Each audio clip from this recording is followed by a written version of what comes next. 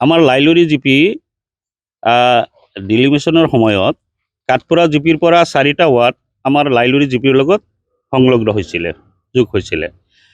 তো এটা জিপিত আৰু 14টা ৱাৰ্ড হ'ব নোৱাৰে।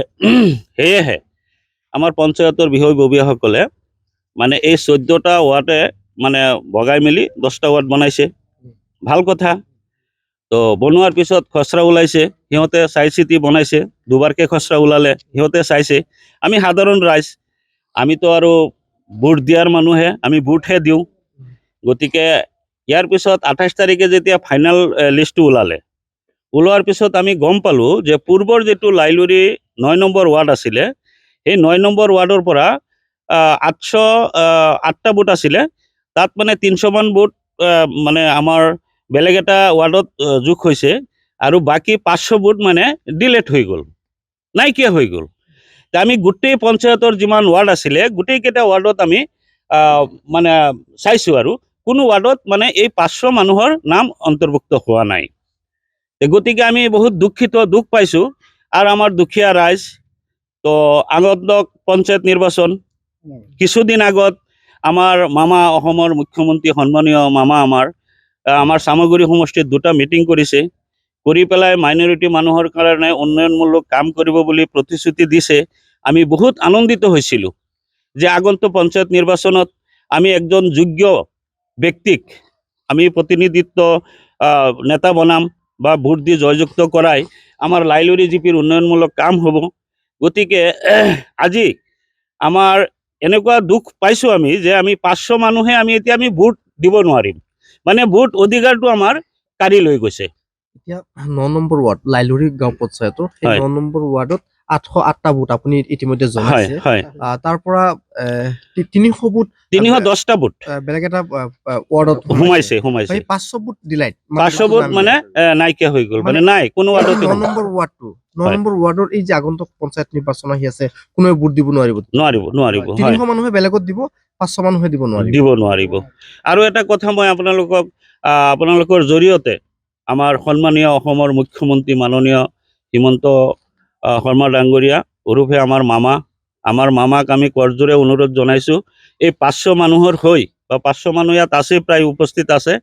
আমি এটা অনুৰোধ জনাইছোঁ যে আগন্তুক পঞ্চায়ত ভোটত যাতে আমাৰ ভোট অধিকাৰ আমি সাব্যস্ত কৰিব পাৰোঁ, সেই বিষয়ে আমি মামাক অনুৰোধ জনাইছোঁ। লগতে আমাৰ নিৰ্বাচন বিষয়া আছে, আমাৰ নগাঁও জিলাৰ যিজন আমাৰ উপায়ুক্ত মহোদয়, তেখেতকো আমি অনুৰোধ জনাইছোঁ আপোনালোকৰ জৰিয়তে। আৰু এটা দুখৰ বিষয়, আমি এই কথাখিনি ছেক্ৰেটাৰীক অৱগত কৰাইছিলোঁ। কৰোৱাৰ পিছত ছেক্ৰেটাৰী কৈছে যে আপোনালোকে এখন এপ্লিকেশ্যন লিখি পেলাই BDOৰ হাতত দিয়ক। তো আমি BDOৰ হাততো দিয়া হৈছে, বিয়লৈ গৈছিলে দিয়া হৈছে, কিন্তু BDO আমাক কোনো আশা দিয়া নাই। তো আমি অলপ মৰ্মাহিত হৈছোঁ।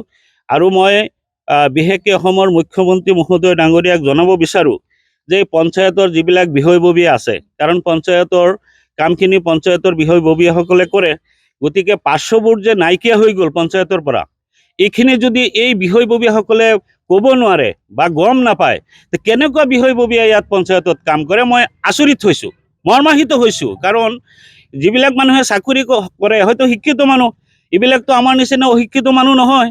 গতিকে 500 ভোট যে আমাৰ লাইলৰি জিপিৰ পৰা নাইকিয়া হৈ গ'ল, এই কথাখিনি সিহঁতে গম পোৱা নাই, যে সেইকাৰণে মই আচৰিত পাইছোঁ। BLO আমাৰ হ'ল, নামটো কি আছিলে, চিৰাজৰ মিছেছ। মই বিশেষকৈ BLOৰ গাফিলতি আছে। এই BLO যদি এইখিনি যেতিয়া খৰচা ওলাইছিলে, BLO চাব লাগিছিলে, কাৰণ এইখিনি দায়িত্ব BLOৰ। হয়তো ছেক্ৰেটাৰী মহোদয়ক মই ইমান নকৰোঁ, কাৰণ ছেক্ৰেটাৰী 3টা জিপিৰ দায়িত্বত আছে, বেচেৰা দূৰৰ মানুহ। গতিকে আমাৰ BLO ইয়াৰ লোকেল, আৰু যেইটো ৱাৰ্ডৰ পৰা আমাৰ ভোটবিলাক ডিলাইট হৈছে, সেই ৱাৰ্ডৰে BLO হয়। ঘৰ চিনে, ঘৰে যায়, চবৰ লগত যোগাযোগ কৰে। গতিকে সেই BLO জনে কমচে কম ছেক্ৰেটাৰীক অৱগত কৰাব লাগিছিলে, আমাৰ BDO মহোদয়ক অৱগত কৰাব লাগিছিলে। সেইখিনি কৰোৱা নাই।